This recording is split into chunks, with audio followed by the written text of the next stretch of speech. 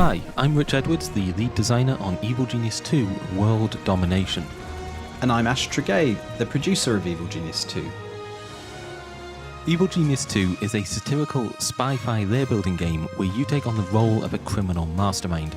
You're going to build an island lair, train a legion of diabolical minions, and perfect a doomsday device to take over, or maybe even destroy, the world.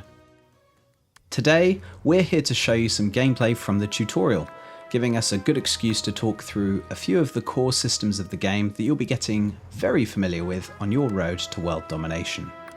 At its heart, Evil Genius 2 is a lair builder.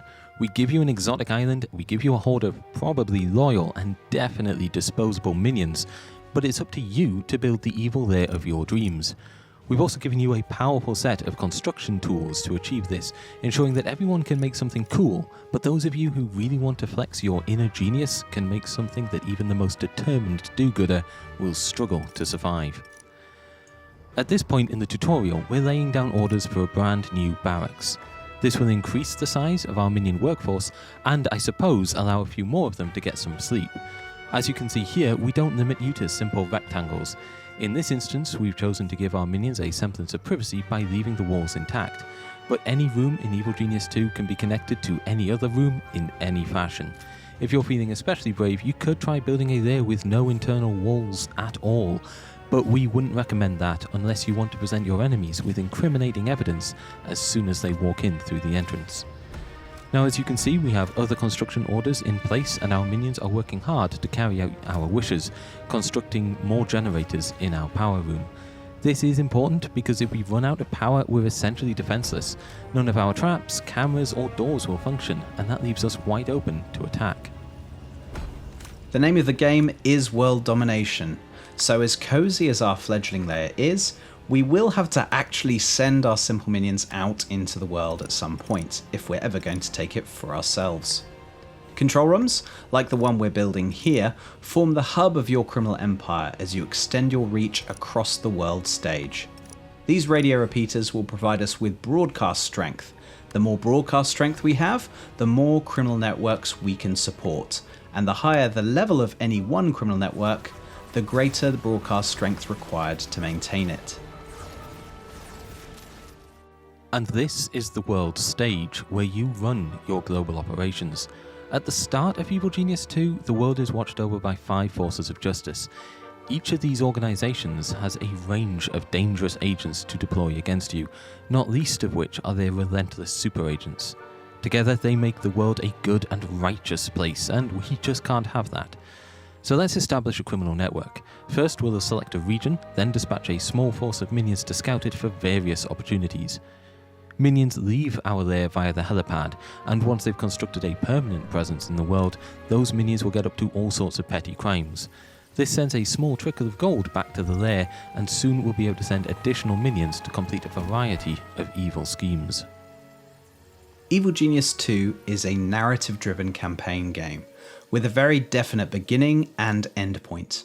Either you'll live to rule the world, or you'll die in the attempt. Though either way, you're going to live long enough to see yourself become the villain.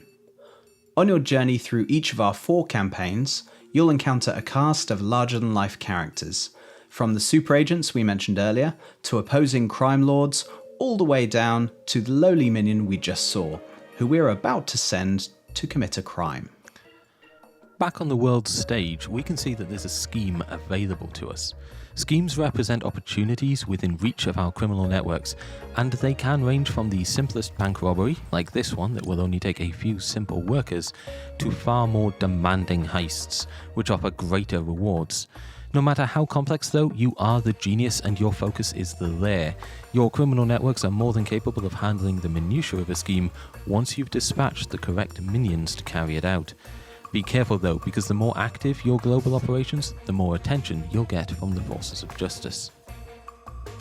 The main objective of each campaign will ultimately be to take the world for yourself, but we also offer a broad range of side stories for you to explore along the way. Through side stories you can unlock more minion types, steal bizarre and unique loot items, and do battle with a host of charismatic crime lords and super agents. Whenever you see a new side story unlock, it's a safe bet there'll be something worth having at the end of it. In this side story, we're going to unlock the first muscle minion specialist, the Guard. Of course, none of our standard worker minions are fearsome combatants in their own right. They can generally do a little bit of almost everything without necessarily being good at, well, any of it. When it comes to these guys, menial tasks are the order of the day. So what should we do when our minions don't know something? We send them to kidnap an expert. Once you have a holding cell and an interrogation chair, you can extract basic information from your enemies. Of course, to do that, you'll need to capture them first. Here, interrogating this guard reveals to us their secret. Punching bags. Now our minions have this critical piece of the puzzle, they can take it from there, under your direct instruction, of course. Once we've built a number of these items, we can train as many guards as we want, significantly improving the defenses of our lair. In the dev team, we talk a lot about the shoot them you idiots paradigm. No self-respecting evil genius micromanages each of their minions individually, they just say, shoot them you idiots, and let the minions figure out the rest. As the evil genius, you'll be issuing orders to your minions, then watch as they set about implementing those orders as best they can. This same principle applies to everything from construction, to combat, to training more minions. So long as you have the correct training equipment in your lair, minions can train themselves to become more advanced specialists. But they'll train even faster if another specialist is available and on hand to teach them.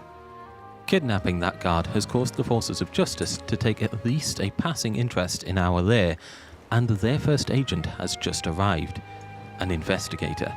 Investigators are standard agents here to find evidence of suspicious activity. If they find anything and live to tell the tale, they will report back, and the forces of justice will dispatch more dangerous agent types. Be careful though, because if they don't report back, well, that's just a little bit suspicious too, and there's only so many highly trained, fully armed agents who can go missing before someone raises the alarm. Speaking of raising the alarm, we have our own. High Alert can be activated at any time to force your minions to defend the lair. In practical terms, this means they abandon any non-essential activities, such as eating and sleeping, and decide instead to patrol the corridors looking for intruders. Or at least your guards will. Your more cowardly minions may take the opportunity to hide instead. To repeat what we talked about earlier, we use the shoot them you idiots paradigm a lot. This time we mean it literally.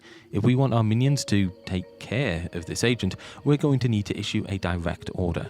So let's drop the lair into high alert, select the intruder, and tag them for termination. Our minions should be able to take it from there, although if you're feeling particularly bloodthirsty, your genius can get involved too. Be careful though, because if you die, that's it, game over. So whilst our guards are more than capable of taking on a standard agent, there are of course bigger threats to our plans. Before any of those threats rear their head and ruin our day, we should look to recruit someone more powerful. We should recruit a henchman. Henchmen begin the game scattered across the world stage as crime lords in their own right. Through side stories, you can choose which of these crime lords you want to defeat and which you want to convince or coerce to join you at your table. At this point, we're still getting started and a number of crime lords are eager to join our organisation on the ground floor. This means they can be more easily persuaded, but this is an important decision. Once we make a choice between them, the others will resent us for not choosing them, and we can expect to make a few enemies as a result. In this example, we've chosen to recruit Eli Barracuda Jr., a powerful melee henchman with a couple of unique abilities of his own, and a familiar face to fans of the original Evil Genius. Eli's charm ability can be used tactically in the cover operation to convince an agent that they shouldn't worry about what's behind the large ominous doors at the back of the casino, that actually they really don't want to be there, and they should probably just leave the island immediately. When a more direct approach is called for, Eli's silver revolver turns him into a dangerous ranged combatant, at least for 6 deadly shots. Now all this takes place within the tutorial, and is just a small sample of what awaits you in your own journey towards world domination when Evil Genius 2 launches on Steam on March 30th.